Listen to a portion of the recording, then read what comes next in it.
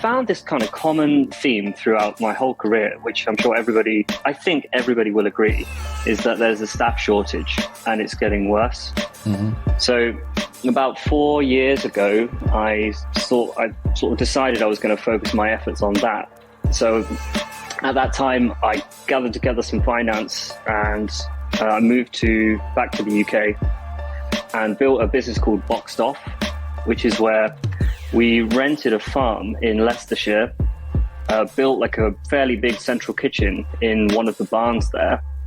And the idea was that we would send refrigerated vans between Leicester and London every morning. And if you were running a restaurant in London, you wanted to do your own food. You didn't want to buy predetermined Breaks products.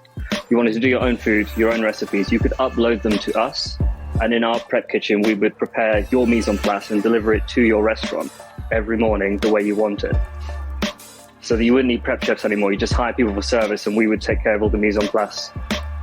Hello and welcome to this week's episode of the Burnt Chef Journal, a hospitality-specific podcast dedicated to challenging mental health stigma and conversations designed to inspire a new, healthier, happier, and more sustainable hospitality profession. This week's guest is James Sharman. James reached out to me or us on social media with quite an interesting proposal in terms of how we actually start to look at addressing the resource crisis in hospitality. He owns 3 restaurants in Malaysia, and he has quite an interesting background, actually, having started up like a mise en place, a remote mise en place company that takes mise en place away from restaurants, which unfortunately saw the demise during COVID. But he bounced back and set some restaurants up in Malaysia. And he talks to us a lot about economics and a lot about economy. So if this is the first time you're looking into economics and looking into currencies and value and inflation, then you might want to break this down into a couple of sections. But it's a really, really interesting talk. We do talk about cryptocurrencies and the role that they might play in long-term retention and a more longer-term view of careers within hospitality. But it's a really, really well-rounded conversation. It's not a sales pitch, and it's definitely one that I think some of you out there would enjoy, a little bit different from our normal. So I'll get started straight away. The Burnt Chef project is proudly sponsored by Lamb Weston, a leading provider of innovative, high-quality potato products created for chefs to help operators thrive both today and tomorrow.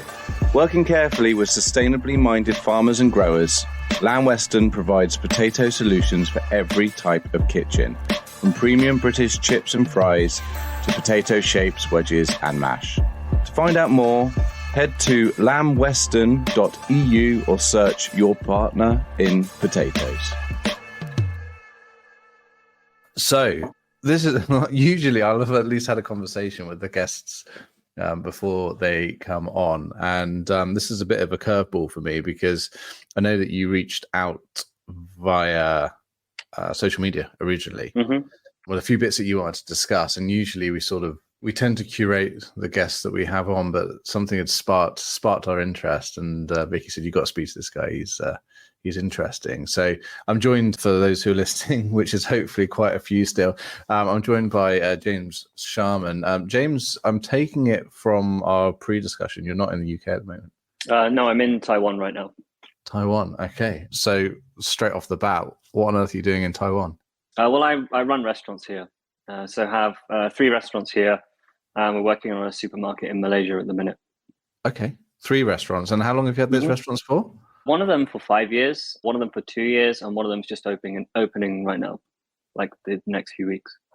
Amazing. And okay, so straight off the bat, what is it that drove you to opening up restaurants in Malaysia?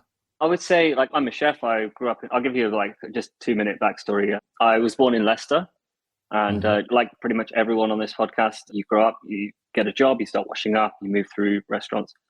And I moved to London when I was 18, worked for Tom Akins for 4 or 5 years, and then a little bit of time at Noma, and then started to travel to different countries. We did this project called One Star House Party, where a bunch of friends and I we'd like land in a new country where none of us had ever been at the beginning of a month. We'd give ourselves 3 weeks to travel around, learn everything we could, and then we would build and open a pop-up restaurant for the last week of each month and sell tickets. So we'd make imagine we all just rocked up in Mumbai, rented a big Airbnb for the last week of the month, and then we build a tasting menu out of everything we've learned, and then open a restaurant, sell tickets, and serve our interpretation of what we found back to the locals. So we did that in 14 different countries, and it really opened our eyes in terms of where you could go, who you could meet, what kind of businesses you might build. But I found this kind of common theme throughout my whole career, which I'm sure I think everybody will agree, is that there's a staff shortage and it's getting worse. Mm-hmm. So about 4 years ago, I sort of decided I was going to focus my efforts on that. So at that time, I gathered together some finance and I moved back to the UK and built a business called Boxed Off, which is where we rented a farm in Leicestershire, built a fairly big central kitchen in one of the barns there. And the idea was that we would send refrigerated vans between Leicester and London every morning. And if you were running a restaurant in London, you wanted to do your own food. You didn't want to buy predetermined breaks products. You wanted to do your own food, your own recipes. You could upload them to us. And in our prep kitchen, we would prepare your mise en place and deliver it to your restaurant every morning the way you want it. So that you wouldn't need prep chefs anymore. You just hire people for service and we would take care of all the mise en place, but really accurately, exactly what you want. You could buy pick time from us. You buy anything you want, your own recipes. And I thought, okay, this is a good way to solve this staff shortage because it's getting worse and worse and worse. And it went really well in the beginning. And we added a new client every 2-3 weeks. And so when we enrolled a restaurant into what we were doing, we would become their only supplier. So before, you might have had, 10 different suppliers, 2 for fish, 3 for veg, 2 for meat, that kind of thing. With us, we would become your only supplier because all your prep is done and we're buying everything at scale. So we get a better price on the ingredients. The restaurant gets a better overall price on what they would have paid for staff costs in London, plus ingredients, plus everything else. Mm-hmm. But the problem came when I was giving all these restaurants 30 days credit and the business was growing really quickly. So we had 12 restaurants and then along came COVID. And I thought I was really smart and I thought I'd built this really good idea. But when COVID came about, I realized I'd built kind of like a bank and I'd lent out a lot of money or value to 12 different restaurants. Mm. And then when COVID came along, all those restaurants just switched off and I lost everything on a Tuesday and just got wiped out. Fuck. Yeah, it was rough. But I did still have a restaurant in Taiwan that I'd opened, that I was like a consultant chef for, and I was going back and changing the menus. And so I came back out to Asia and just rebuilt everything starting over. But I still felt this staff shortage thing was the problem in the industry generally. In all these countries, all these places that we went, it's just the same problem everywhere, mate. And it's just unrelenting. So I started to study economics, had some free time during COVID, and I did a couple different degrees in different types of economics because there's a lot of opposing views in the field. Yep. And I actually think, I honestly, as mad as it sounds, I think I've worked it out. I really do. I'm so sure about the cause. I have a solution that I'm trying out. Nobody can be sure if I'm right or not, but I'm really sure about the problem. So I'm hoping we can kind of run through that today and see if other people think there's some value to it, see if they think it's right. And because it's a really weird concept, and you would need to understand the restaurant industry really well and a few different schools of economics really well to piece it together. Okay, so I think this is one of the reasons why my team said that we should talk, because they know that sort of by day I'm Mr. Burnt Chef. By night I trade Forex and commodities and various other This is going to be amazing. So despite my interest, firstly, I mean, the fucking idea that you had to begin with, can I just say, was actually a really, really class idea. Cheers. To be able to get restaurants as well to hand over their recipes and trust you with something that, with a lot of, I think, a lot of chefs out there would be like, there's no way I'm letting someone else do my prep. What happens if, it's shit and stuff? But to be able to get an economy of scale and to identify that was actually something that businesses needed was a really, really class idea. Like really class idea. Cheers. I'm sorry it didn't work out as yeah. I mean, COVID's fucked everything up, really, didn't it? Like, so okay, I'm just going to dive straight into it. Hit me with it. Go, just take it from the top. Let me know what you think. What you think? Sure. Yeah. Let's go. All right. So, how would you? I think it might be the best way is if we go through it together, because for people listening, we can kind of walk through some basic concepts. So, like, how would you define inflation? Oh, God. Well, how do you think most people would?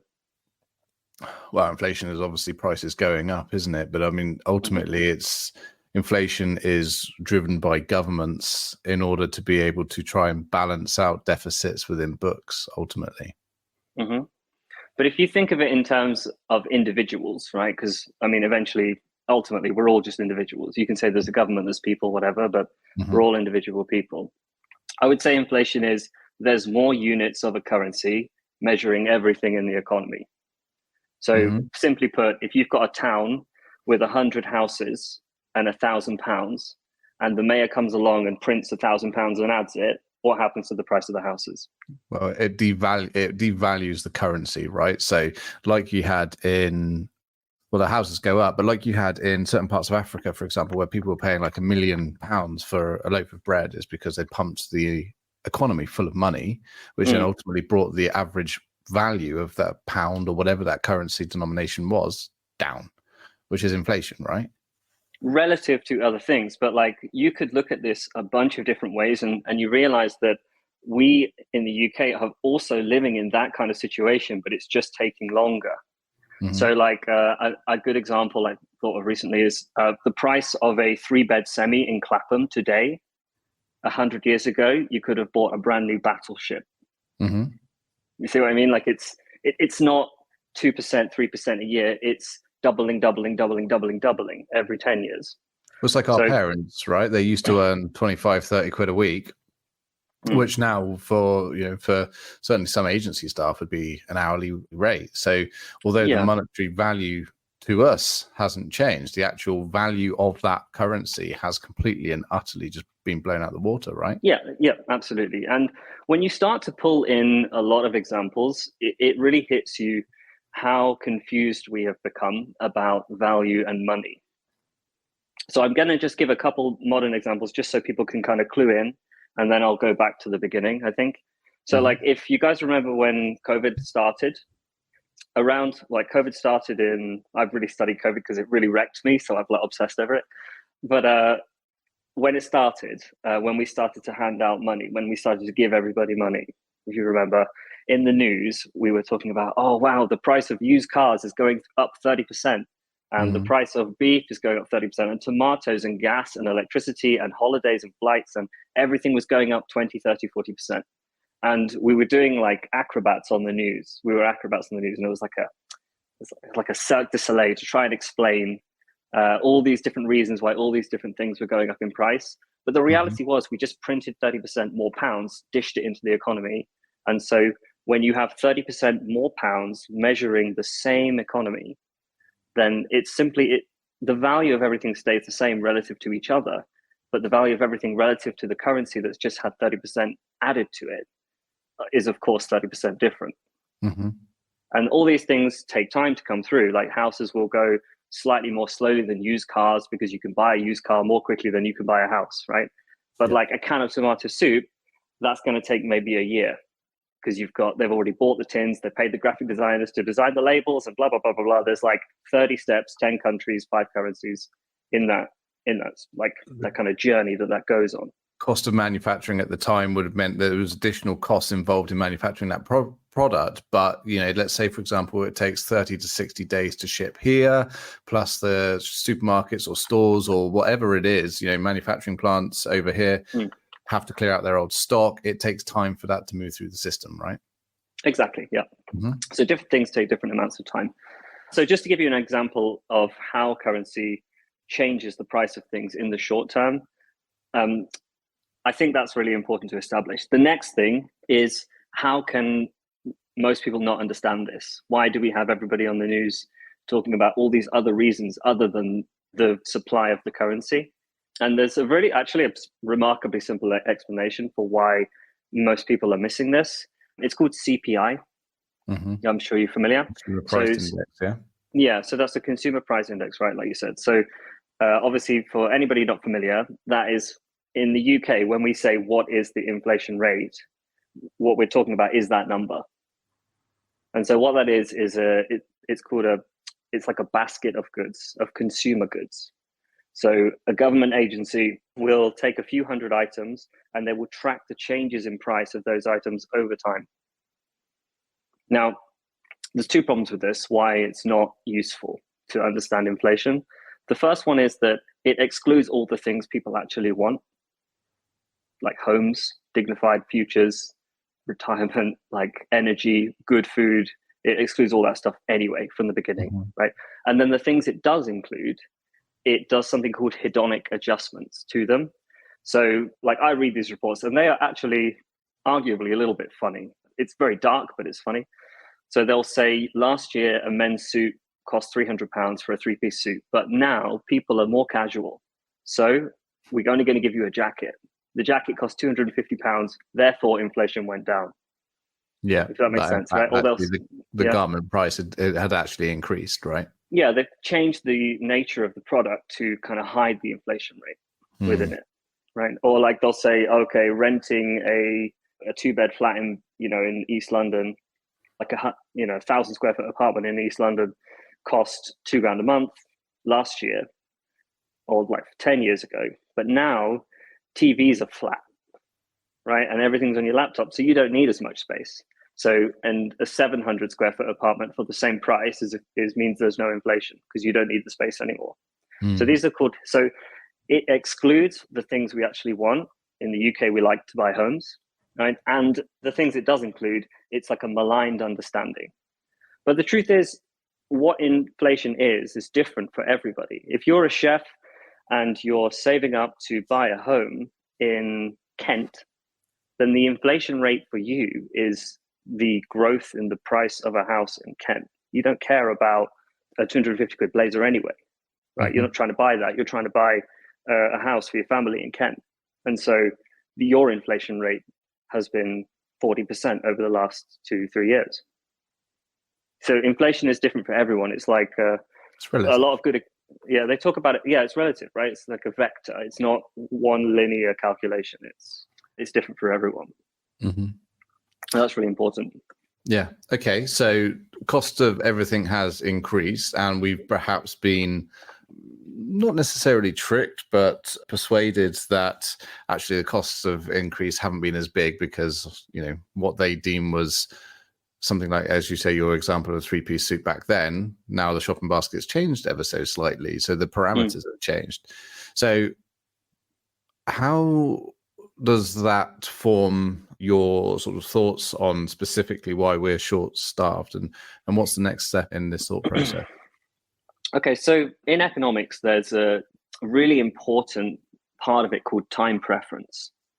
And so if we go back to before 1914, this is going to get weird. And for anyone listening, I promise you, I think this is very, very relative to your life. You may disagree, but I wouldn't be on here if I didn't think it was.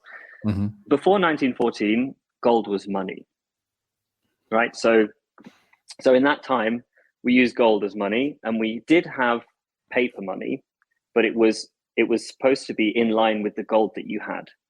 So Kris, if you bought something from me, say you came into my restaurant and bought a meal, you would have gold in the bank. I would have gold in the bank, and you would give me a note, right? A £1 note, and you would give it to me. And I could then take the note you gave me to the bank and say, Kris gave me this note to say that gold is now mine, right? And that's what money was. That's why we call them banknotes, okay? Or like they call them dollar bills in America, because it would be a bill that you paid me. You paid the bill to me for the money. So the paper wasn't the money, it wasn't the value, it was a receipt for the money. prior to that, the reason why money was invented in the first place is that we didn't use money to purchase, we used it to trade. And in order for us to be able to trade, we couldn't cart our 4 picks, 3 sheep, perhaps a wooden table that we'd built everywhere. It was easier to carry coin because it was lighter and it was transference, right? So, well, then that actually gets really interesting, because then you start to get into the history of money, which is really fascinating. So like through history, over thousands of years, we've used all kinds of different things as money. So salt, shells, glass beads, paper, all kinds of things, right? People have tried many different things. And the consequence of the money people chose to use was huge for the people who used it. Because if you were using glass beads in one place, right, as money, I mean, this is a harrowing story, but in West Africa, there was a large settlement using glass beads as money about 400 or 500 years ago. And so let's just imagine there's a town of people, and in that place, the technology for making glass is very basic. So for that reason, glass is scarce, and therefore it can hold value, because in economics, scarcity means it becomes valuable. Supply right? Demand, So glass is very, very scarce. So people come to understand glass as value. Then you have a ship of people from wherever, Holland or the UK, they rock up and they see this town and they can't believe these people are using glass as money. And so they sail back to wherever, let's go to London, fill a ship up with glass, okay, and then come back to this town. And everybody in the town is shocked to see a ship of money has just arrived. And lo and behold, these people, these 10 guys, will buy anything you have to sell for double the price that the economy is used to selling anything for glass. So all of a sudden, everybody in this town is rushing to sell everything they have, selling all of their items, their food, their homes, even selling each other to the people on this boat, until after enough time has passed that the people in that town have given away everything and all they have left is glass. And that is inflation deeply. That is, I would argue, what we are living in a slower version of right now. And so when you said like we invented money, I actually think that's a fascinating term, because I think there's a case to be made that maybe we didn't really invent money. I think it just comes about as a solution to a problem that we have as people. So I love to give this example of like, let's imagine a world without money. So let's say you're a butcher, right? So you've got a butcher shop, and in this world there is no money. So I'm going to throw a couple problems at you in a world with no money, and just think about how you would deal with it. So let's say it's your brother's wedding next week, and you want to buy a suit from a tailor who is vegan. How do you get him to help you? Good question. How do you get someone to help? You don't necessarily have to exchange product in order to be able to purchase. You could exchange time, which is a valuable resource as well. So time, expertise, contacts, there's plenty of things that I would barter for instead of having to default to meat. Okay, fine. So, but it would be less efficient, right? Yeah. Or any of those things are less efficient than running your shop as well as you could, right? So another one would be, so that's that in economics, we call that the coincidence of wants. What are the chances that what you have to sell is the same as what you want to buy from somebody else? Yeah. So the next thing would be like, be a good one would be like, how long can this value last, and how long will what you have remain valuable? So let's go and say you're that butcher in that shop in a world with no money. All your freezers are full, and you've had a quiet week, and you've got a shop full of meat that's going to go off in like 4 or 5 days, right? So you've got all your value in that meat. There's no such thing as money. What would you do? You can't sell it at a discount, or like you'd have to change it into anything that could last longer. So you'd be better off with apples or wheat or cars or whatever it is, but you just need to get rid of it to change it into something that is more durable. Yeah, or freeze it. Yeah. So you increase the longevity of it, or perhaps you're in a position where you can give it away to the less fortunate, the more needy. So there's intrinsic value there. But yeah, agree. You need to prolong it. Otherwise, you're going to end up in a position like, for example, the unfortunate one you found yourself in, where it's expired and you're not able to be able to recoup your money on that. So yeah, okay, fair enough. Yeah. The next one is transferring across space. So let's say you owe a debt to somebody 200 miles away of some kind of value, and you are a butcher. There's no such thing as money. It's inefficient. You need to pack up a fridge van, and send something over, or it's going to be complicated, right? Yeah. Yeah. Now, the biggest one, the most important one, is not transporting value across space. It's transporting value through time. That's the most important thing money must do, is for it to be good money, for it to function, it must transport value into the future. So your brother got married, right, at the beginning of this story. Now, let's say you're a few years down the road, and your brother now has just had a baby. Right? You've got a niece, and you want to buy something, some value for that niece to have that's useful when she's 18. How do you do that? Well, this is where our 5,000 day dry aged beef comes in, right? Yeah, no, yeah, okay. I hear you. Yeah. So money isn't like so much like as an invention, it's just something that naturally occurs. So all societies through civilization have added value to items beyond their utility value in some way. So like Romans, they took salt, you can eat salt, right? But they added monetary value to it to solve these problems we just talked about. And these things are the function of money through time. We took paper. Essentially, in the modern day, we took paper. Paper has a utility value. You can write on it, you can send messages, letters, whatever, right? But when we made certain types of that paper, certain colors, shapes, patterns, and said, these people control how many of them there are, we gave that paper more value than other paper has. Same way gold has value above the jewelry. Like 20% of all gold is used for jewelry, and the other 80% is like monetary value that is used to store and hold value for people who own it. Yeah. With me? Yeah. Yep. So you could say money was not so much as really, it's a kind of an invention, but it's sort of like a naturally occurring thing throughout all human civilizations where people want to interact with each other without violence. Because if there's no such thing as money to trade, then things get really complicated and people end up having to fight. Money is like the thing that allows you not to have to fight and to be able to negotiate on even terms. Another good way, like just to wrap up this butcher thing, let's say you are in a world with no money and you want to hire an assistant, right? And you're like, the interview went well and you're having a conversation about how much should I pay you? What is that conversation even look like without money?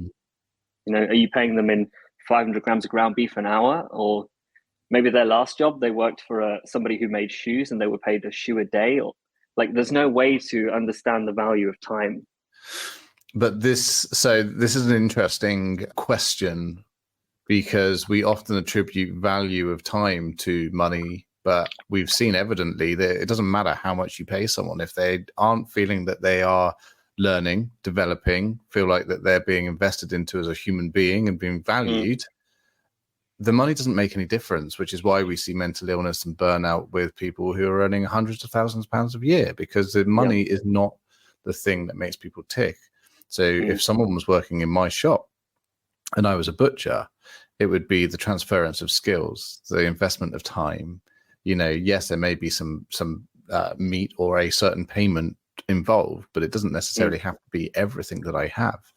So, but it's an interesting question because there's an intrinsic motivator there that doesn't often result in extrinsic reward, which is money, wealth, or power. Yeah, absolutely.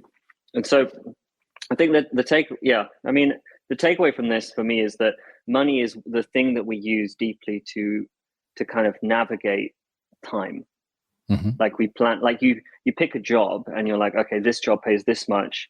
And you're kind of thinking to yourself, okay, maybe I can buy a home in 6 years. And you kind of use money to understand time, right? Like we talk about, like people say time is money. Like I would say, economically speaking, it's more like money is time, because as a society, we have a minimum wage, right? And that minimum wage is like the culturally appropriate, it's like the culturally deemed minimum legal value of a human hour. So as you move through space in miles per hour in a car. And as you move through value in pounds per hour. You know, we'll kind of, I know that sounds really weird, but we'll kind of get to that later. So, so now you start to talk about this thing called time preference, which is where we were. So This theory basically says that when you live in an environment with sound money, so when the price of everything either stays the same or falls, if money is the scarcest thing in an economy, then it encourages people to think and plan and live their lives in a much more long-term fashion. Mm-hmm. So in 1850, like in London, for example, we were on a gold standard, right?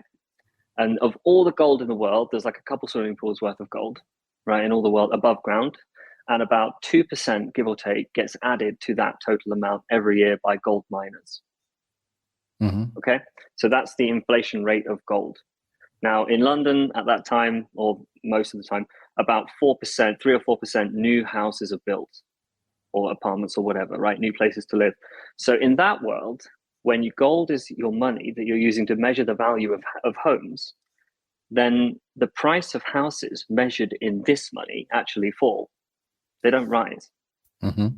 right? It's only in an economy where the amount of money that's being added is going up quicker than the amount of houses that are being added. In that environment situation, the price of houses measured in the inflationary money goes up. But the price of a house in the UK measured in gold has stayed the same forever. Mm-hmm. Right? The price of a house measured in beef hasn't changed that much. The price of a house measured in pounds has changed a lot. It's the pound that's volatile, not the houses. Yeah. And that's a really important shift for everybody to understand, is that the pound is what we are using it as a way to see the world and to understand value and to kind of value everything. But the truth is, it's really quite a skewed metric because the amount of pounds doubles and doubles and doubles every 8-9 years. So it's not really a fixed thing. Yeah. At all. No, I understand. I understand that. It makes sense. Without talking about the Great Depression, etc., which they reset the price of gold versus currencies and going down that route. But so, how does this relate to hospitality and the staffing sort of issues that we've been facing now for well, way before COVID? If we're completely honest, it's just accelerated the process. I would say since the 70s, it's going to become, every generation of chefs says to the next generation, "Oh, you guys are not as hardworking as we were. There's not as many of you as, it's just getting worse and worse and worse." So this idea of time preference is when you live in a world where the price of everything stays the same, and your parents saw that and your grandparents saw that culturally, then you have every reason to kind of train and plan for a really long career and think out really long term, right?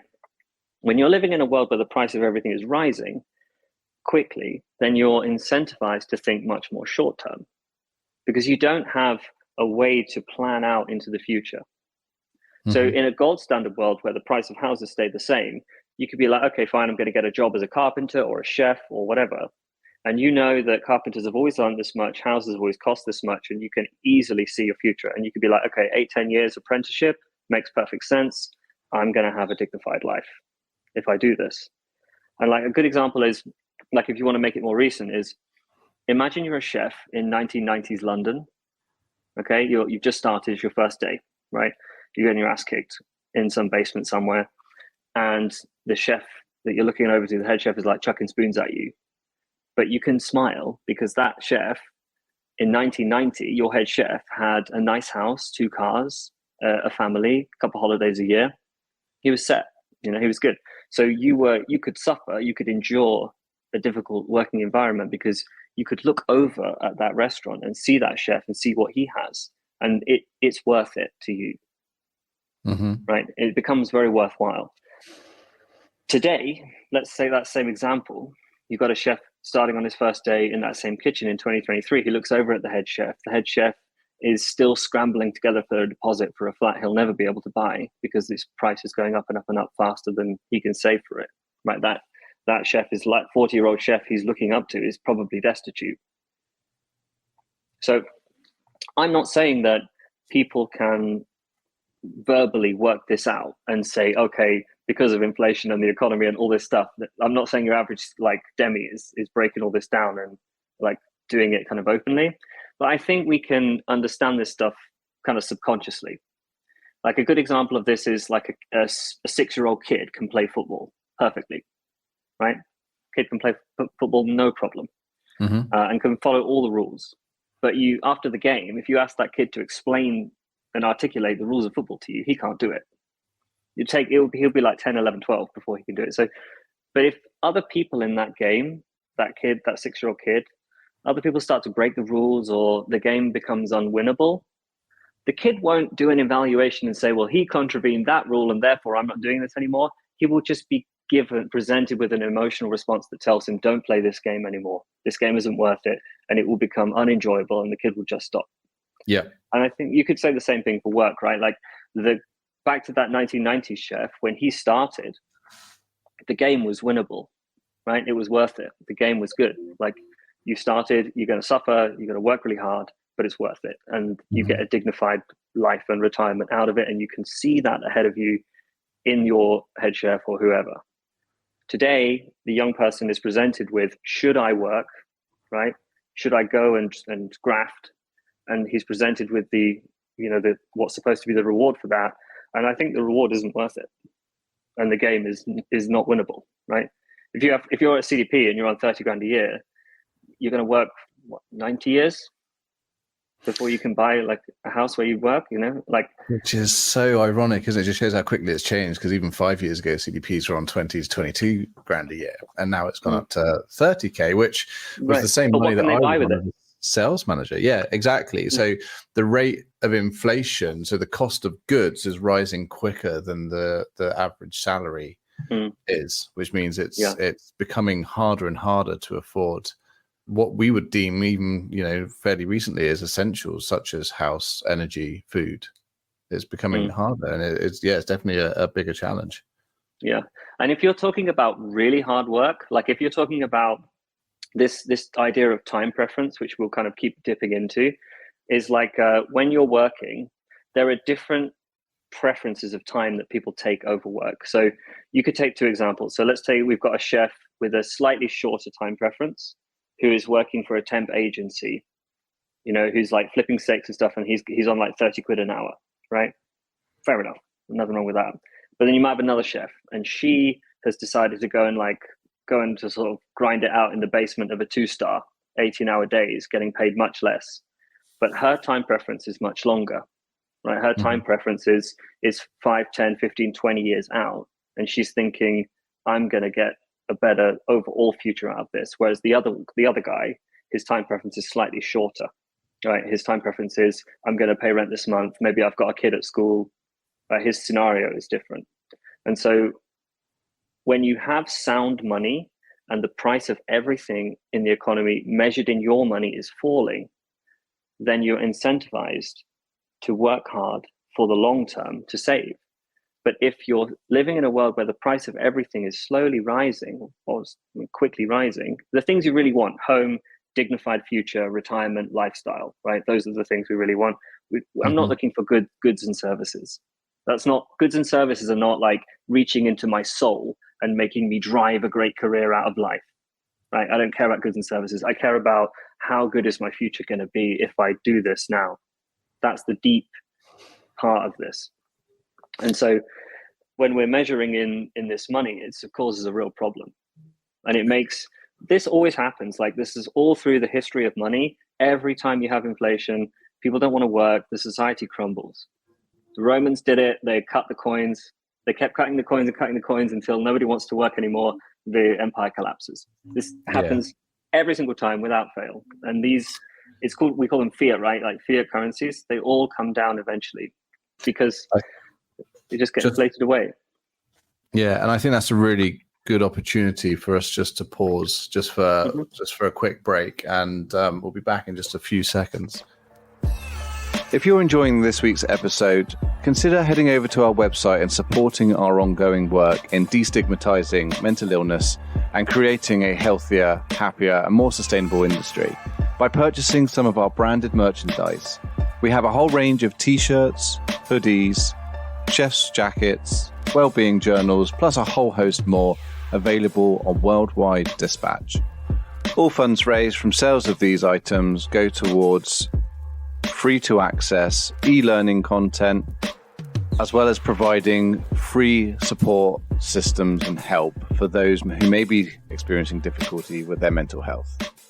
Okay, and we are back. So fiat currency is commonly referred to as our day-to-day currency, right? It's our usual spending money. It's dollars, it's pounds, it's yen, it's whatever it might be, right? Yeah. So onto the staff, right? So you're opening a restaurant. You're going to hire 15 young staff, right? Young people. But now, if you are starting as a chef, you're going to be working, many, many, many dozens of years, maybe even hundreds of years, if we keep going at the rate we're going, before you can even think about buying a home or like a dignified retirement. And so the game's kind of fucked, right? But the game's fucked for all industries, and if that's the case, because ultimately your time is, or your value of time is not what it was. So whether you're a banker, whether you're a refuge collector, whatever it is, that same dichotomy is there, right? Sure, but if you hold scarce assets, then you're rising, right? Think of this inflation situation as like water, and the amount of currency is the ocean, right? And the amount of currency is rising and rising and rising, right? And if you own a house, it's like owning a boat, and it's going to float, right? Because the houses are not being built as quickly as the money's being printed. So and all these different scarce things float at different rates, but the currency is the worst thing. So chances are, if you're starting out as a chef, you probably don't own a lot of scarce, valuable assets. You don't own a lot of art. You don't own stocks. You don't own property in most cases, right? And it's the younger people starting their career who we need in our industry. Agreed. Right. So we're kind of like, how would you say this? We're kind of like on the margin, like we suffer from this the most because we need those young people to come in, and they don't have the assets that protect you from inflation at all. So they're the most exposed, and they get screwed the most. And those are the people trying to understand and perceive the future value of their life, and it just makes people nihilistic and hopeless. Okay, so what's the way of fixing this? How do we get around this? Okay. Because it is a fantastic career. I mean, you've got multiple businesses in this career, and we see that more and more, ironically to this story, more and more college and catering students are coming through. Now we're getting more and more secondary school students actually looking at this as a career of choice. So what do we need to give people? How do we educate people in order to be able to ride out this current situation? What's the solution? We need to fix the money. We need to fix the money. And that's really, it's as simple as that. There's no ifs or buts or ways around it. You could look at this problem and you could say, okay, the solution is to buy a house, but you can't buy £400 of a house every month, right? You could say, okay, I'm going to buy stocks, right? I'm going to buy Apple stock or Google or something like that. But all companies fail eventually. And if you're a chef, you don't want to be wasting your time reading statements about different companies and trying to trade stocks, right? So and the stocks are not something that you can pin your future on. It's not something that's solid enough to really, really deeply value in your life. So houses they're too expensive. Gold doesn't really work anymore. Right? Gold is kind of flat or losing value, because the more gold, if the price of gold goes up, gold miners will respond to that by mining much more gold that year, flood the market, the price will fall. So the market cap, all the value of all the gold, if you don't know what market cap, I'm sure you do, but the market cap of gold goes up, but your price of your gold coin, your ounce of gold, doesn't really, right? A little bit, but not that much. Yeah. So gold doesn't work, stocks don't really work, houses don't really work. Okay, so this is where this is going to get a bit weird. And if any of you are listening to this, I think you will have heard of this stuff, but I'm going to try and explain it in a kind of unbiased way. And I think you won't have heard of this before, okay? So I want to start out by saying I'm generally against crypto, okay? I don't think it's a good idea at all, personally. But Bitcoin has really changed the game in terms of people trying to preserve purchasing power through something that is scarce, that nobody can make more of, nobody is in charge of, and nobody can control. Decentralized currency, right? Yeah, exactly. So basically, if you don't, do you know the history of Bitcoin? Do you know who made it, and well, not who, but why and where it came from? And Satoshi, right? So it was designed as a hedge, or not even a hedge against inflation. It was designed as a currency that no one owned, no one had control over. There was only a finite supply of this to ultimately act as a better store of value than perhaps gold or currencies would do, right? Mm-hmm. And would you say that's played out the way he hoped it would have? I think it's done pretty well, yeah. I mean, to take something that you could have bought less than 10 years ago for £1, and its current value is around about $32,000. You know, it's done that. However, what is interesting is the psychology, the mass psychology of individuals believing what we get told by banks, etc., financial institutions. And I should say at this junction, none of us are financial advisors. You know, this doesn't constitute financial advice, anything that's discussed on this show. Sure. But I would say it's a disruptor that current standard processes such as banks, etc., are quite keen to. Well, we know that at this moment in time, banks are actually investing into digital currency options because they know that this isn't going to go away. But the digital currency options, CDCs, that are being produced by banks are going to be owned by banks. So they will be controlled in the same way that if you go to a bank right now and said to the bank, can I have £50,000 out, please, or £100,000 out? Chances are they would say to you, I can't give you that in cash because I don't actually, it's just a number on the screen. And we've actually invested this into something else and it's being floated at the moment. So I think it's an interesting concept. I've lost a lot of money personally on cryptocurrencies. I made an awful lot in a very short period of time and I lost it all and then lost even more trying to chase it. And so I think it's a very dangerous option to get into if you're looking at getting rich quick, which is what you were saying earlier, which is everyone wants something now. They want to be able to reach that goal now. And I think that if you go into it with that psychology, you're going to lose a lot of money. So it's very, very risky asset. That's for sure. Yeah, I think, like I said, I would make a really clear distinction. Like with Bitcoin, to be clear, there's nobody in charge. Nobody can fuck with it. Nobody can change it. Really, like if today China, Russia, India all got together and they said, listen, we're going to stop everything else. All we're going to try and do is change Bitcoin. They couldn't do anything. It wouldn't matter, right? So this thing is pretty fixed, right? And it's never skipped a beat and nobody is in charge of it. Every single other crypto, one person could just change it, right? They can say it, buy it, they're going to screw you over. Like all those other cryptos are businesses and they all have people in charge of them. You can Google them and look at their faces. There's no CEO of Bitcoin. It's really not the same stuff. So I don't think Bitcoin is a get rich quick scheme. It's a don't get poor slowly scheme, like properly understood. So like, if I can give you some like other ways to think about this, let's say 10 years ago, you bought a house in Nottingham, right? And that house 10 years ago was 150 grand at the time, fair price for a house in Nottingham. If you bought that and you were thinking in pounds, that was a great investment, right? You bought it 10 years ago, 150 grand. 5 years later, the house might be worth, 200 grand? And you're, in the morning drinking a cup of coffee thinking, I'm a genius. I've made 50 grand on this house, right? This is a good buy. Okay, another 5 years goes by to today, that house may be worth 250 grand, right? And so you're thinking, wow, I bought this house for 150 grand, then 200, now 250. Thinking in pounds, it was a good decision. If pounds was your value language, it was a good call. If Bitcoin was your value language, it was a horrendous decision, right? Because that house, thinking in Bitcoin, would have cost 12,000 Bitcoins 10 years ago. 5 years later, would have cost 50 Bitcoins or something. And today it would have cost 10 Bitcoins. So thinking in pounds, you thought you were doing well. Thinking in Bitcoin, you bought the house and you were like, oh no, what have I done?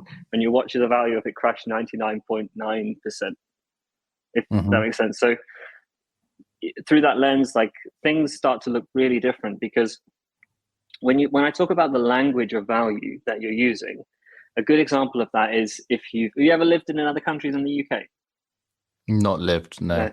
Like if you go to move, when you go on holiday and you're like going into a place with a different currency, you're buying stuff and you're translating the currency into the new currency and then you're understanding value that way. Yeah. So if a bottle of water is £1, you translate it into euros and that's how you think, right? But if you live somewhere for a few months, you start to adopt the new currency deeply and you don't need the pound to understand value anymore.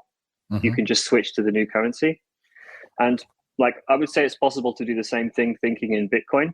And me, and we'll get to the restaurant that I tried this at for a couple of years. we kind of switched our thinking over to Bitcoin. And when you start to look at houses and cars and everything, and you really try and think in Bitcoin, you see a really bright future, because what you see is a world of where the price of everything around you is falling, because your Bitcoin is digitally fixed. It's so fixed, it can never be made more of. And literally everything else it's possible to make more of. So the price of everything measured in Bitcoin always falls over the long term. Mm-hmm. So like the price of houses has been cut in half if Bitcoin was your money over the last 7 or 8 months. Mm-hmm. Right. And the price of houses has gone down 99% over the last, 5-10 years. When you're thinking as an individual, if you choose to switch to Bitcoin, you are living in a world where the price of everything around you is falling and the future feels really optimistic. And it feels really good. Mm-hmm. And you just see a very bright world, and it makes you think so long term and feel so much better. So this is a common occurrence for people that kind of go down this economic rabbit hole. So I thought there's something in this, and this Bitcoin thing is making me want to work harder and more long term, and it's making me feel better about working hard. And I was like, what is that? What can that be? How can that be the case that by using another money is changing who I am and how I value everything? So I thought this would be interesting. So I'm in Taiwan right now, and the inflation here is incredibly high. It's horrendously high. To give you an example, to earn enough to buy an average house with an average salary in the UK is about 12 years. Okay. For the average person, for the average house here, it's about 150 years. Okay. Yeah. So the average apartment here is like £3-4 million for like a shoebox. Right. And the average salary is less than it is in the UK. Right. So the people here, when you hire them, every single person in every single restaurant is kind of like hopeless a bit. They don't have any kind of optimism that they have is almost delusional, because they don't have a real shot. Like, they're going to work any job that they can get. If you're starting a restaurant, it's hundreds and hundreds of years. It's 100% that you're fucked. Okay. 100%. This, like, the total value of all the property here in Taiwan is like 5 quadrillion NTD of the whole country. And like 50 years ago, it was like 2-3 trillion. So it's not a few percent, it's doubled. And it's just impossible. Meant that, it's just a completely unwinnable game. It's a joke, right? It's incredibly cruel. So when you open a restaurant and you sit down with everyone and you explain to them, look, this is what's been happening. It's really weird to understand. I know it's hard to believe that you could have misunderstood something as fundamental as money up until now, but there is this problem. And if you can consciously understand it, and then there's this thing called Bitcoin. It's not what you think it is. This is what it is. We run a node in the restaurant. We run computers that verify it, and everyone's equal. And what you're kind of saying is not like, we're not trying to predict the future. We're not saying that this is like a dead set. But what we're saying is that before you were definitely fucked, and here's a way you might not be. And it changes everything. And you end up with a team of people who become healthier, become much happier, end up getting in better shape. Everyone gets really fit because they're like, want to take care of their health because they're looking forward to the future again in a way they never were before. It's extraordinary what happens. And so I tried this experiment in one of my restaurants here called Fermi, where I pay the staff a small amount of Bitcoin from me added to their regular salary every month. And we're the only fully staffed restaurant I know of in the city. And the restaurant runs itself absolutely gorgeously. And I have other restaurants here that struggle and suffer. And so I'm not the good thing that's making it that way. I think the difference really is that these guys have sound money that rises in value relative to everything else. So these guys see a world where the price of everything for them is falling, while everyone around them sees a world where the price of everything is rising. Yeah. Does that make sense? Yeah, perfect. So Perfect sense. And I think a lot of people will be listening to this now going, oh, well, people have told me it's a scam, it's a fraud, it's whatever it might be. And it's a still relatively new asset class. It's only been going for around about 12 years.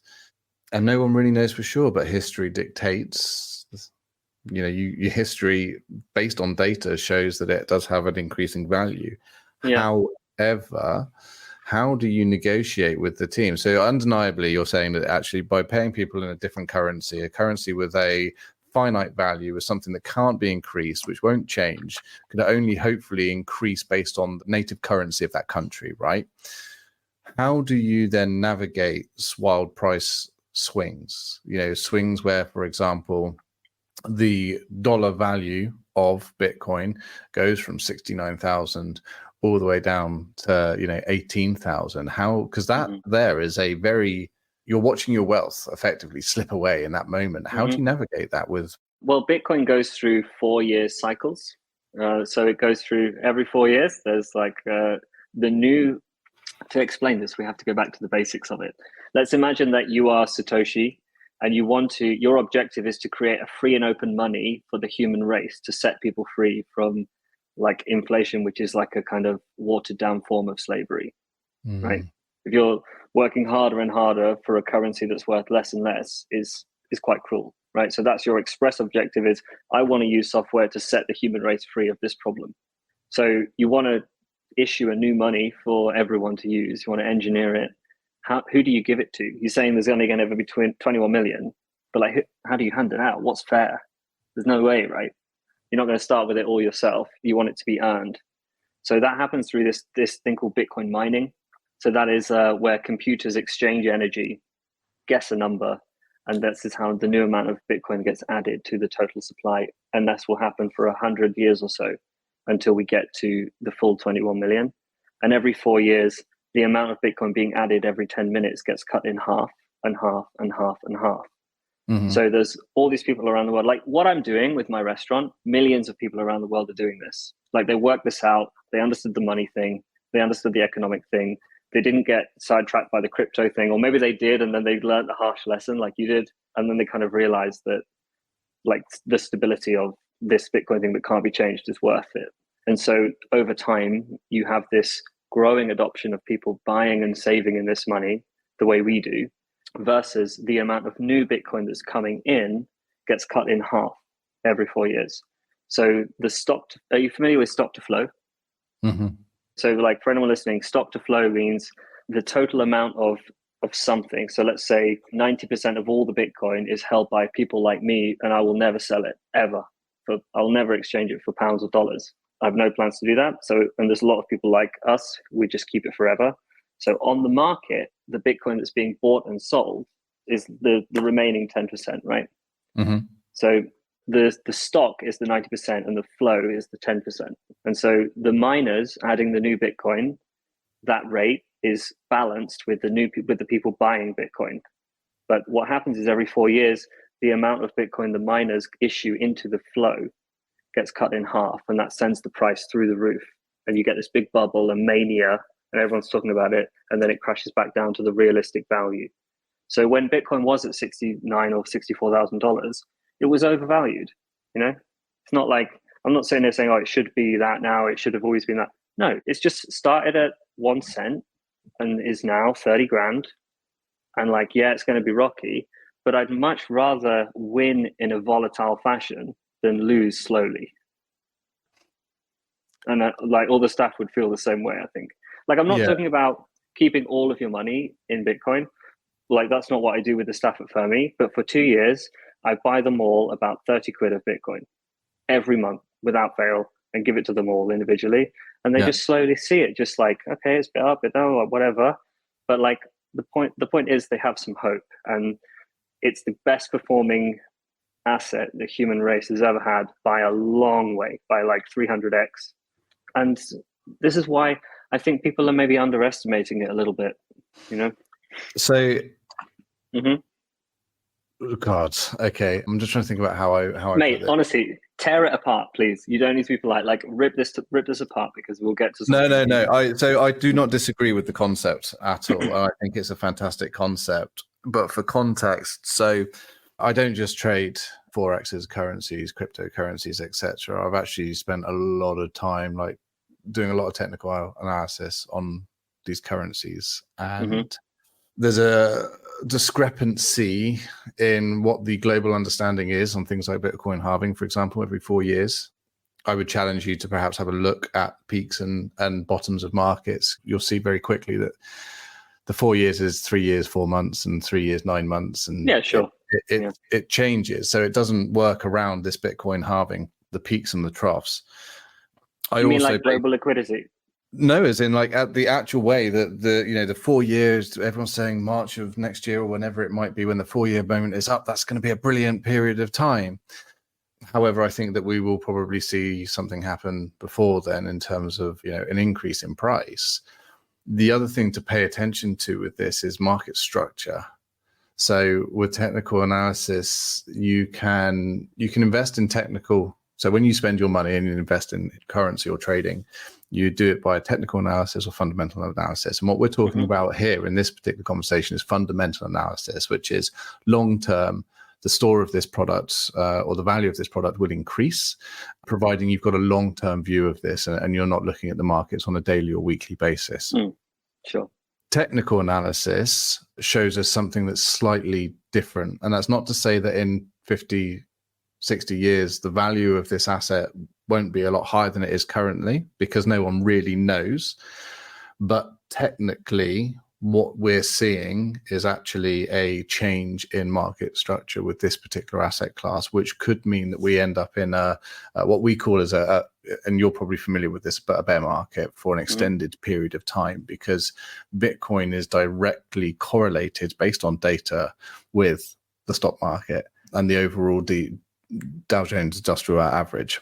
Now, at the moment, the Dow Jones Industrial Average has been on an upwards trajectory for quite an extended period of time. Again, that's showing signs of actually weakening as a bubble pop, which effectively means stocks and shares could dramatically decrease in price.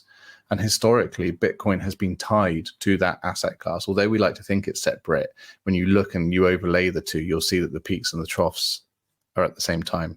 So I would just be wary, I think, from my personal experience as an analyst, looking at this going, Bitcoin is only going one way. And especially with this next rise, we are already in a bull phase. So we are already in a phase where Bitcoin is increasing. However, I think we just need to be mindful that when we think it's going to go to 100 or 150K or 200K, that potentially it might just stop. It might just stop at 35. It might just stop at 40 and then reverse. So I think we just fundamentals, long-term fundamentals are one thing. And I think there's no denying that if you bought Bitcoin back 10 years ago, that the currency value of that has risen and has increased. History and data shows that. But I think that if people are looking at investing into this with a view to buying a house in 10 years' time, do so cautiously. But it's interesting for me to have this conversation, understanding that actually your very point and the very reason that you've come on here is to show that actually if you get people thinking about long-term value, they work differently and they work more sustainably and the business is healthier. So I'm not poo-pooing your ideas. I'm just saying that for anyone that's listening to this, just it's taken me 3 years of daily learning to understand what you're talking about in quite a great deal of depth. So I would just say that anyone who's looking at this, if you decide to go down this route, whether it is investing some of your own money and paying your staff and getting them to understand this journey as well, brilliant. If it works for your business, which it quite clearly does, then awesome, go for it. But just be wary that it's not going to be a case of waking up in 10 years' time and your Bitcoin's worth, 200K or 400K or $1 million, whatever people are saying about it. That's based on my experience. Again, I'm not a financial advisor. I'm not sat on Lamborghinis and other things, because ultimately any of this stuff is long term. It's not just a quick overnight success. Yeah. But what are your thoughts to that?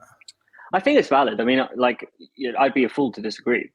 But what you're talking about in terms of technical analysis is great if you're trying to trade a market. But if you're just trying to have a shot at a dignified future, I think it's worth looking into this a lot more deeply. It probably takes 10, 50, maybe 100 hours of really understanding the problem of money. And like I said at the beginning, I personally think Bitcoin is the solution to this because it's fixed. Humans have never had anything that's fixed before, and everything else isn't fixed, right? If the price of houses go up, we build more houses, flood the market, housing price crash. Price of gold goes up, we mine more gold, the price of gold falls, right? Anything. If the price of Apple stock goes up, Apple will issue more stock. Price. You see what I mean? Yeah. Like there has never been anything that's finite in all human history. And then the one time we managed to create something, it went up 3 million% and is still really high. Yeah. Like if humans had, let's just say, like if humans had been able to engineer perfect money, because money has always been a problem for humans for thousands of years. We've never had perfect money. It's a nightmare for thousands of years. You know, one tribe has shells, one tribe has beads, and that tribe knows where to get more shells, and they enslave these guys, and it's just been a nightmare. Like we have a government that realizes to get a way to trick people into using paper as money, and then we get enslaved by them. Like it's just over through history, this has always been the case. And if the way that we were able to unleash information with the internet, we've been able to unleash value. Like if that had happened and humans had actually managed to engineer perfect money and it was slowly spreading throughout the population, what would that look like? Because I think it might look like this, personally. Yeah, like, there's no denying it's fascinating, and I'm very much pro cryptocurrencies personally. I have long-term investment in cryptocurrency that I won't touch for 10, 15 years because of the very conversation that we're having. But that's investment that if I was to lose, I wouldn't be destitute. That's money that I've saved up and I've made a risk call on. And if I lose it, I lose it. There is no denying this. I think it does, from a society point of view, throw up a couple of, well, quite a few unknowns for me, which is, society as we know it could be very, very different. But as a community, we like to a lot of us like to know exactly where we stand, what day of the week it is, what time, where the money's coming from, how to access it. When all of that control, all that global power is just stripped away because of this asset class that no one controls, what happens? Where does society have to go through a complete breakdown in order to be able to rebuild itself and rebuild its structures? I mean, that gets really interesting, man. I think right now what we have is opaque, right? Like if you're holding pounds, you're selling your life to earn these pounds, but somebody else is able to print them. Like for anybody that doesn't understand this, most debt, like this isn't true in all cases, but generally it's true. If you go to a bank and get a mortgage, okay, you walk into a bank, I'm just going to make this really simple. You walk into a bank on a Tuesday morning and get a mortgage, right? 250 grand.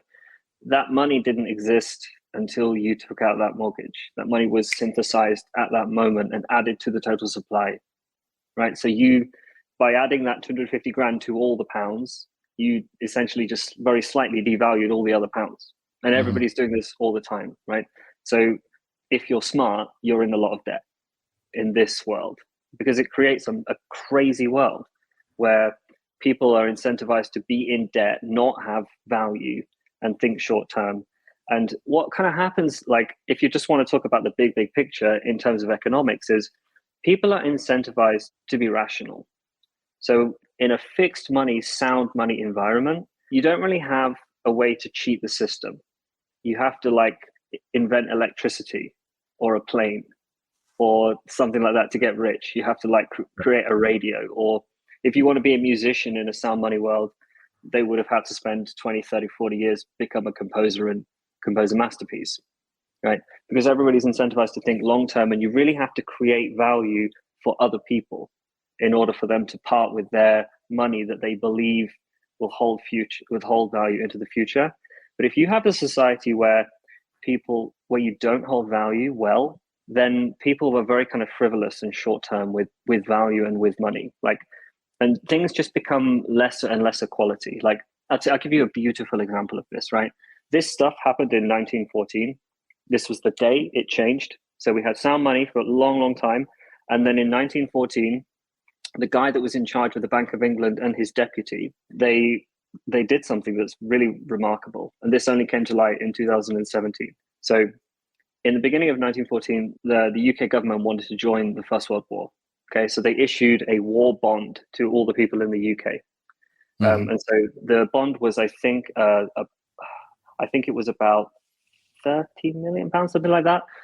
Anyway, they issued this bond. So what they're saying was, if you're a citizen of the UK, if you buy this bond, we'll give you 10% of your money back. And like this is like a higher interest bond than a normal government bond.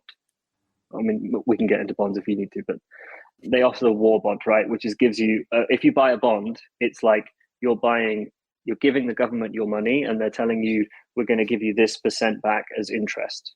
And that's why governments this is why governments have interest rates. Like when you hear, the government's raising or lowering the interest rate, everybody thinks about mortgages, but actually what it means is that's the money a government is willing to give you in exchange for borrowing your money, and that's called a bond. So they issued this war bond, and nobody bought it. Like less than 20-30% of people bought it. Okay, and so that was a real problem. So what the Bank of England did was they created fake money, they printed money, they broke the rule. So the head of the Bank of England and his assistant did it. They gave themselves the money that they created and bought the bonds. And then they had the Financial Times publish a lie, which they admitted to recently, to say that we did lie about this. And they said that, the war bond for the First World War was oversubscribed. Everybody loved it. And that means the country wants to go into this war. And they use that to justify entering the conflict. So in a sound money world, if a government wants to fight a war, they need to actually have the money to do it, right?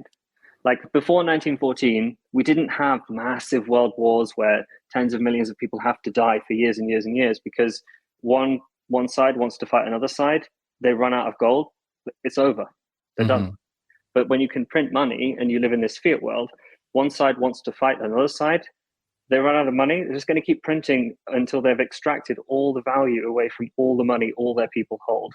And both sides can do that. This is how you get massive world wars. So in a sound money world, like governments don't have the ability to print value. Like how can you stage like a massive conflict? And then the counter to that, which I think you might be thinking is, well, what if like one country attacks another country and that country can't defend itself, right? That would be a problem, wouldn't it? If one country could print money and the other country couldn't, then the one that couldn't would lose. This is why you need a neutral global replacement of money so that it kind of like depowers like the world's militaries in tandem rather than like randomly. So yeah. I mean, say, bearing in mind the last depression, the Great Depression that we were in, the only thing that dragged us out of that was World War One, which the Great stimulated Depression the economy. So the Great Depression was caused by money printing. Wow, The Great Depression was a direct result of money printing. Which is, if you look at the technical side of things, we are seeing what we saw back in 1920. Not necessarily, well, there is increased conflict, ironically enough, as well. But listen, you and I think, could talk for a lot longer, and I really appreciate you bringing this conversation to the table because I think it's interesting. It's undeniably, obviously, had benefits for your restaurants or restaurant. Are you looking at rolling this out over your 2 years? Yeah, I'm working on. I've written kind of like a manuscript of a book about this, which goes into much more detail. And yeah, I'll definitely do it with all of the businesses I do. It's like having your hand untied. Like it's so much easier when everyone isn't miserable about the future. You know, the last thing I'll say, just to like give people something to think about. If any of you have made it this far, like I'm amazed. But like this thing I'm saying about 1914 and how the world changed, as you're driving around the UK, look at the buildings that were built before and after 1914 and look how long term the people who built those were thinking. You will see such a shocking difference in the quality of buildings before 1914 and after. It's totally different, right? Because before 1914, you were building these big, old, strong Victorian houses designed to last forever with high ceilings, bay windows, like they were built for people to live in. After 1914, when it's smart to have debt, we started to build cheap buildings that were designed for mortgages to live in and debt to live in and money to live in. And the people living in them is kind of an afterthought. So I would just say, dive into this stuff. What I'm talking about is called Austrian economics. So there's like this thing called Keynesian economics, which is the guy that supported the this First World War money printing thing, that this 100-year experiment we've all been on. And then there's a much older school of economics, which now gets referred to as Austrian economics. And it really talks about these kind of concepts and principles. And it has helped me make so much sense of the world. And it was like being blind before I kind of dove into this. It's a real kind of, it's a bit of an intellectual mission, honestly, but it's interesting, and it's really made things better. So I hope it helps. Yeah, no, I'm sure there'll be a lot of questions. If people wanted to reach out to you and talk to you about this and explore this in more detail, where can they find you? Instagram's good, at James Sharman Chef. Yeah, that's probably the best place to get me. Or you can just email me, james@jamessharman.net. Yeah, and if anyone wants to disagree or tear this apart, I have been begging to find a way that I'm wrong.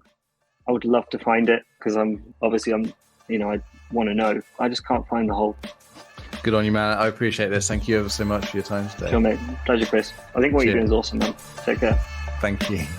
Cheers.